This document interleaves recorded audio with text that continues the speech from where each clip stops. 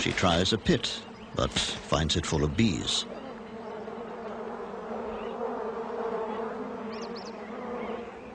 She decides to risk the pool. In heat like this, the bees need water too. Lions can go without water for a long time, but this one is a nursing mother. She must drink.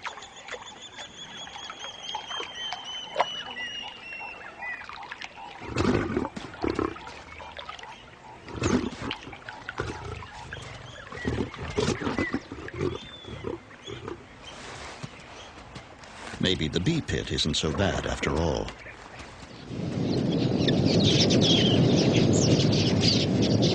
Large flocks of quilias are in the area, searching for seed and grain. As they stop by the pool to drink, their busy fluttering at the water's edge inspires the crocodiles with a keen and almost sporting enthusiasm.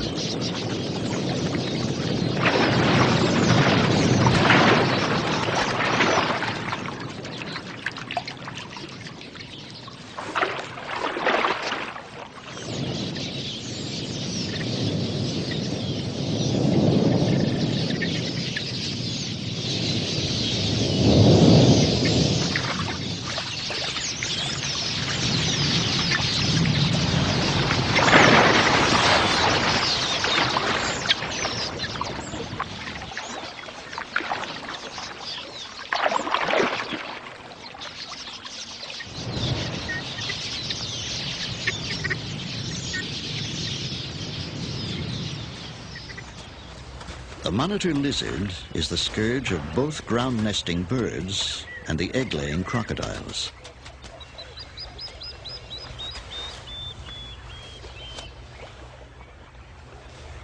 It's a voracious predator, particularly partial to eggs.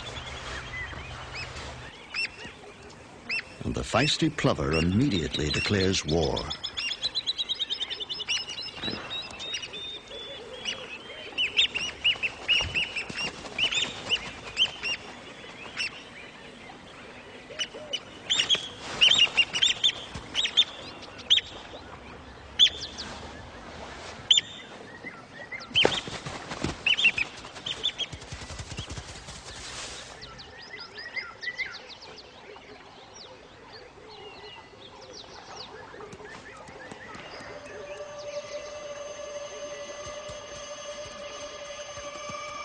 During the heat of the day, the sand becomes unbearably hot and burns the skin between the impala's hooves.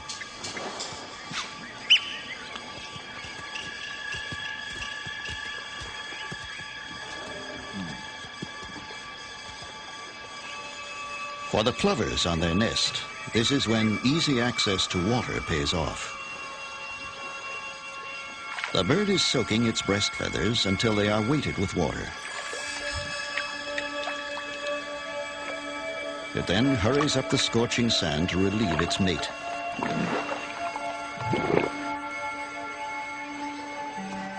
The plovers are brooding on sand that feels hot enough to fry an egg, and by midday they are changing guard at the nest every 10 minutes. Without the constant protection of their cool, wet feathers, the eggs could not survive the heat. The sand is so hot, it's a wonder she doesn't fly down.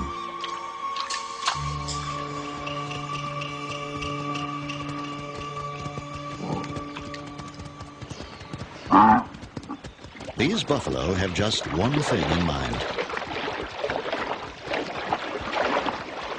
Their usual watering places are dry now, and they've had a long, hot journey to get here.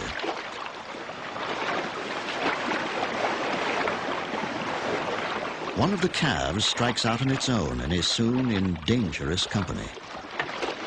But these aren't the biggest crocs in the pool, and the lucky calf quickly returns to the herd.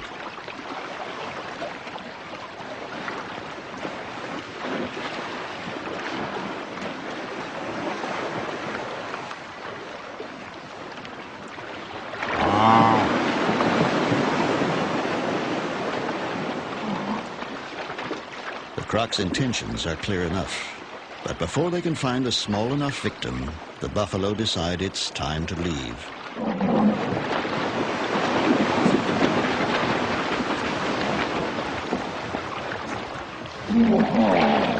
An irritated hippo helps them on their way.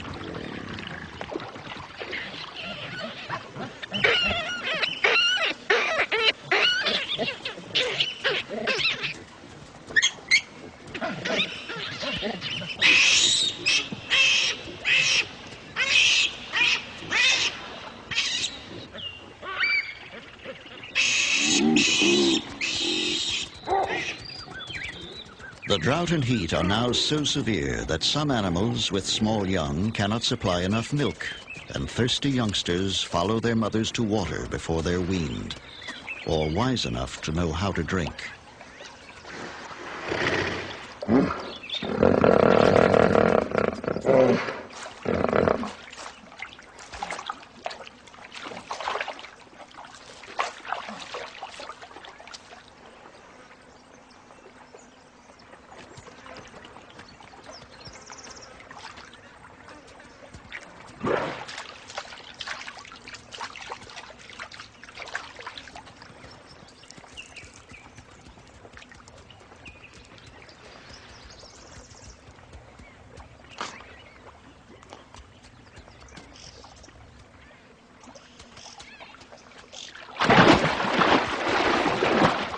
In an instant, both croc and fawn vanish into the pool, leaving behind a bewildered mother.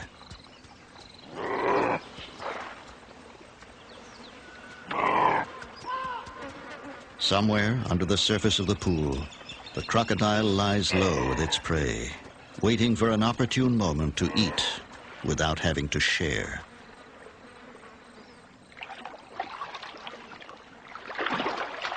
The most carefree creature in the pool is this baby hippo. She frolics around her mother in that special state that belongs to all young things.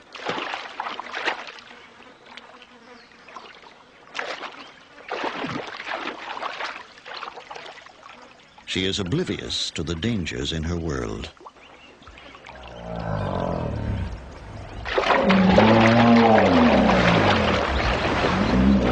The pool is steadily shrinking and is already too small for so many animals.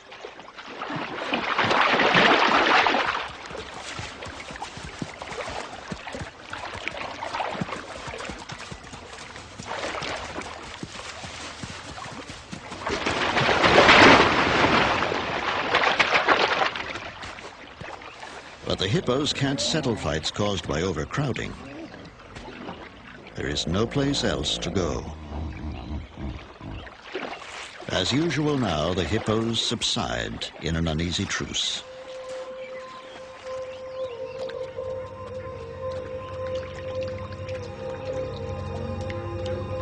Subdued by the day's heat and temporarily at peace, the baboons relax around the pool.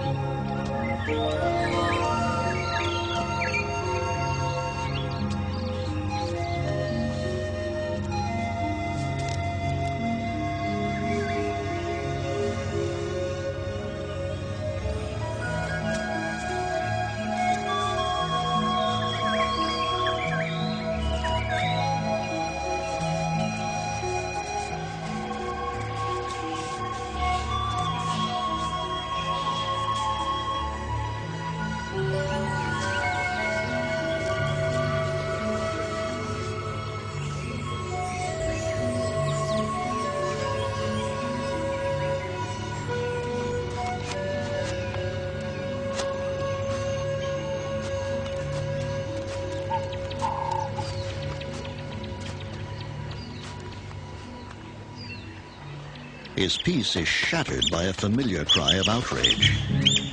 He's innocent, but he's too close to the nest, and the plover has a good eye for trouble. And young male baboons are especially targeted.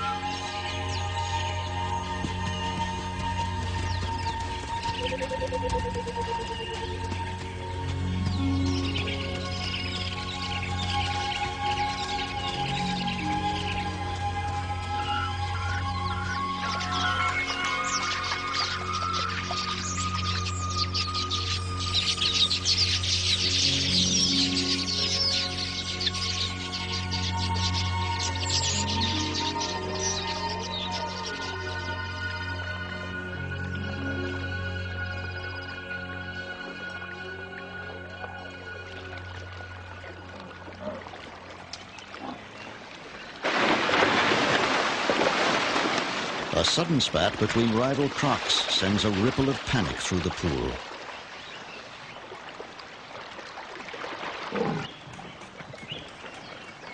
It's small wonder that the plovers are having trouble. A fresh track shows that a crocodile plowed right over their eggs. This is their third nest of the season that's been lost to the crocodiles. Starting again from scratch, the plovers perform the ritual of selecting a site for a new nest.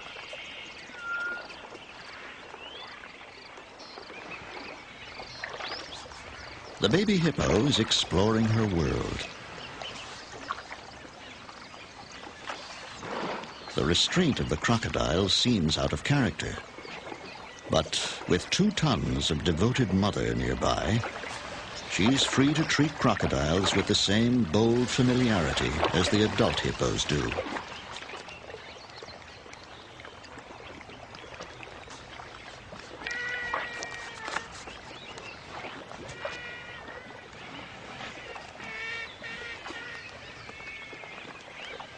These great artists of violence are obliged to hold a kindly pose as the hippo child wanders in her playground of gently smiling dragons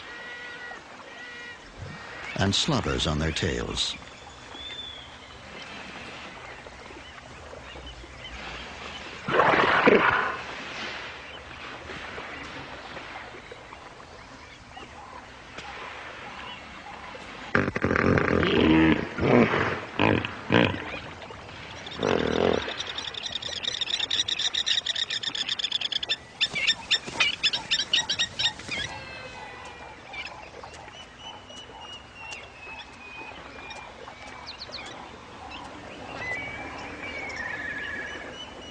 A yellow-billed kite checks the pool for an easy meal and sights a dead fish.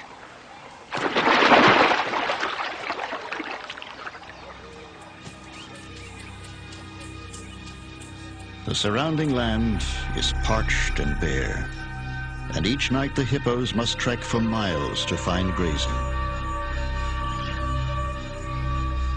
Other animals wander in the riverbed in search of the few remaining pools.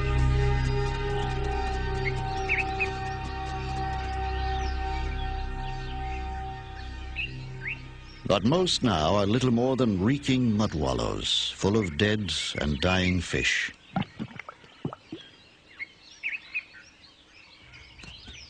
Even so, the impala would drink here, but the pool is dominated by a single croc, the last of a group of more than 40 that were here a month ago. The monkeys won't risk it and drink instead in deep footprints. The fawn's attempt to drink is a small disaster. Now it's covered with stinking mud.